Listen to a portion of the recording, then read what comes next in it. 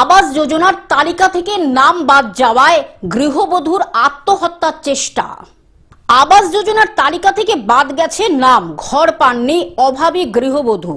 Block দপ্তরে গিয়েও সুরাহা না হলে ব্লক দপ্তরের মধ্যে বিষ পান করে আত্মহত্যার চেষ্টা। সাথে সাথে গাড়িতে করে হাসপাতালে নিয়ে গেলেন যুগ্ম ব্লক সমষ্টি উন্নয়ন আধিকারিক। ছবি করতে গিয়ে সংবাদ মাধ্যমকে বাধা। তৃণমূল নেতাদের গৃহবধূর পরিবারের কণ্ঠরোধের চেষ্টা। ঘটনায় তুমুল চাঞ্চল্য। শুরু হয়েছে রাজনৈতিক তরজা। আবাস যোজনার দুর্নীতি নিয়ে তৃণমূলকে তোপ বিজেপি।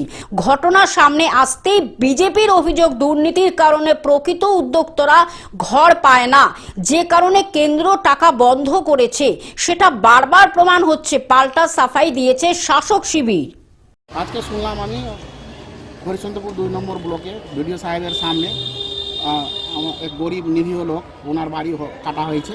সেই কাটা উচিত না। আজকে এই দুর্নীতির জন্য যার তার নাম যখন তখন কেটে দিচ্ছে। প্রচুর দুর্নীতি। এই দুর্নীতির কারণে মানুষ কি করবে? বিষ পান ছাড়া আর কোনো উপায় নাই। এই সরকার পুরো দুর্নীতিবাজ সরকার। এই সরকারের বিরুদ্ধে লজ্জা লজ্জা লজ্জা।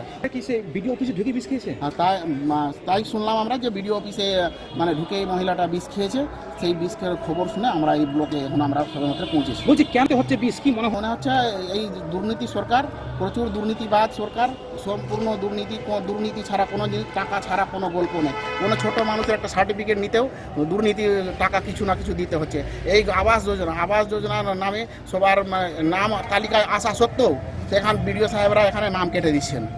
তালিকায় নাম চলে এসে মোবাইলে মেসেজ চলে যাওয়া সত্ত্বেও যে হয়তো টাকা দিতে পারছে না গরিব মানুষ, সেই গরিব মানুষ টাকা না দেওয়ার কারণে ওনাদের বাড়ির লিস্টে নাম কেটে দিচ্ছে। এই কাটমানি যাচ্ছে কার পকেটে? এই কাটমানি প্রশাসনের সরকারের কাটমানি যারা সরকারের দায়িত্বে আছে ওনাদের পকেটে যাচ্ছে, এমন নেতাদের পকেটে যাচ্ছে।